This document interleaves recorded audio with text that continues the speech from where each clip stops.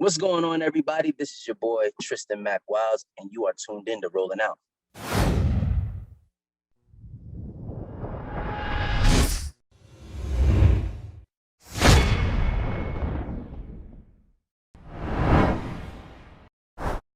All right, everybody, welcome back. Welcome back to Rolling Out Star Studio. Rashad Milligan, I'm here with a very, very special guest today. In the building, we have Mr. Mack Wilds. Mack, how are you doing today, sir? I'm good, man. I'm good. I can't complain too much. How are you? I'm doing amazing. I'm doing amazing. And I was excited about this interview. And you know why, Mack? Why?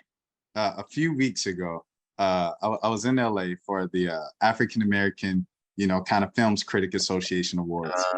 And I walked through the door and I saw, a husband or, a very responsible man taking photos of, his woman who was pregnant. And I was like, hey, you want me to take photos of you guys? And you guys were like, yeah.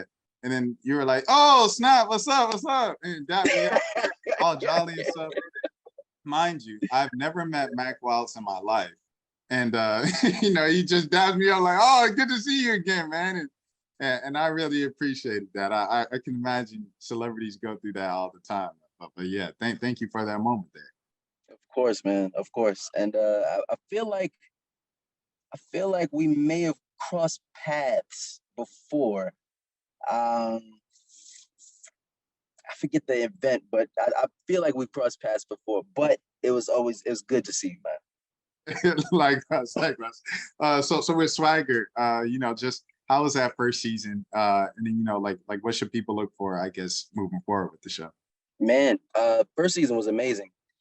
The response was really good, and I think it's crazy. It's very similar to, I would even say, it's very similar to how the response of The Wire has been after the fact. Like, I feel like more people are starting to catch on to Swagger after we finished the season versus when we were on season.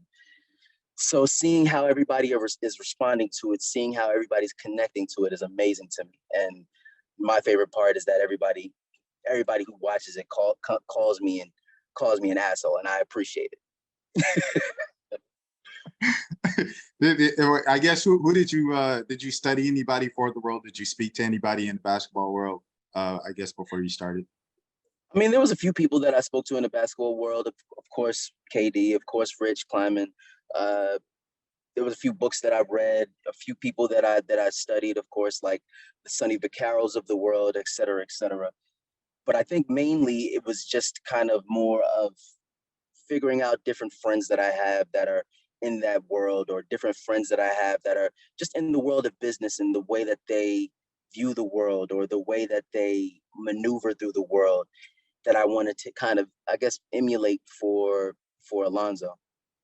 Right. No, for sure. And I guess across in the past here with Swagger and basketball and Mika Lab Ultra, who this interview on the behalf of, with the Las Vegas Aces winning last night. Las Vegas Aces winning the WNBA championship. Of course, they play over there in Las Vegas, Nevada, and Mika Lab Ultra Arena. And they were drinking Mika Lab Ultra to celebrate and stuff like that. You got to stay true to the brand. Very lit. It was actually very lit. Like, I was watching the entire game. I watched the interviews afterwards. I was like, oh, this is so fire. This is so fire. So yeah. Shout out to the Aces, man. They deserve it. The coach, everybody, they deserve it. No, 100%. And I guess, just on behalf of Mika Lab Ultra, I guess, just what do they have going on? So right now, I guess the good transition. I've been on my fitness journey, I guess now for about a year and a half, just kind of trying to figure out my own way when it comes to working out. And Mika Lab Ultra is all about that. Not only are they about that, but they're about kind of just the balance of life and culture. And they always ask the question, is it worth it if you can't enjoy it? So sitting with Anheuser-Busch and Mika Lab Ultra, we all kind of put our heads together and put this whole movement live event together. So it's me, it's Tracy G, it's DJ Ruckus playing the music, Live Luxury doing the after party. It's two really, really, really dope Rumble instructors, and we're gonna do a few workouts with you guys.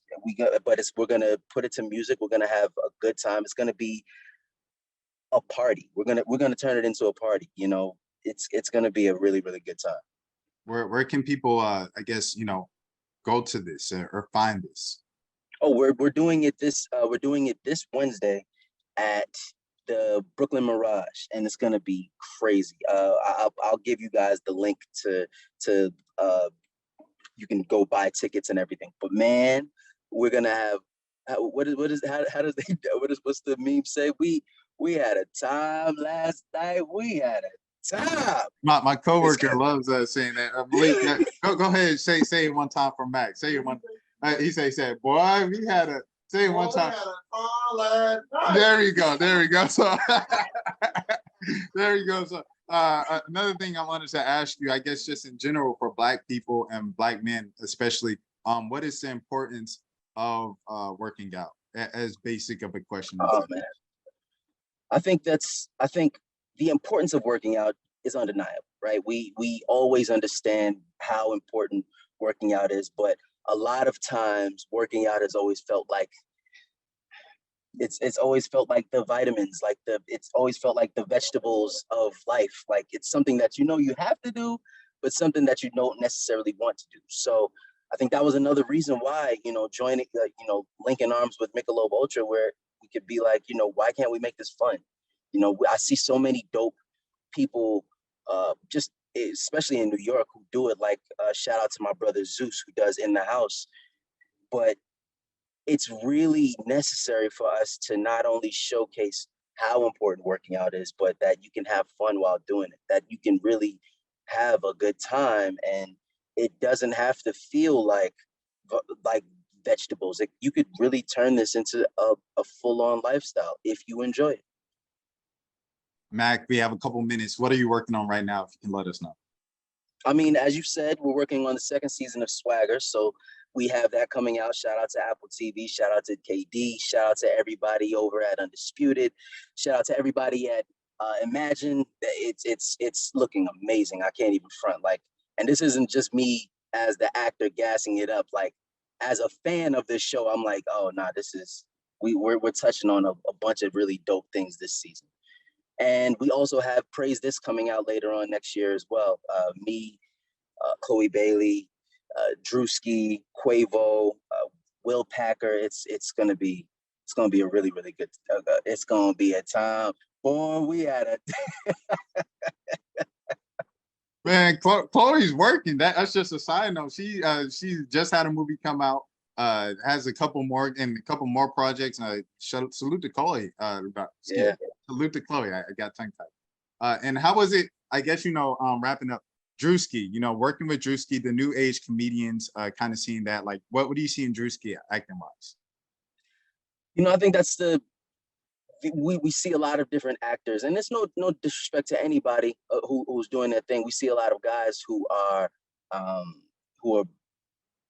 getting a lot of their notoriety from social media, and you often wonder how they can hold up in front of a camera to do actual scenes, like scene work, et cetera, et cetera. And Drewski is a champ, man.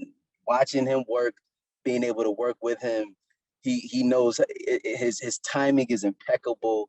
He knows improv, and it's all natural to him. So I watching him as someone who was watching him on social media. I'm a fan. I'm even more of a fan now than I was before. And I'm telling you, if he decides to take it seriously, or he can take it as seriously as he wants, the world is his oyster. Seriously.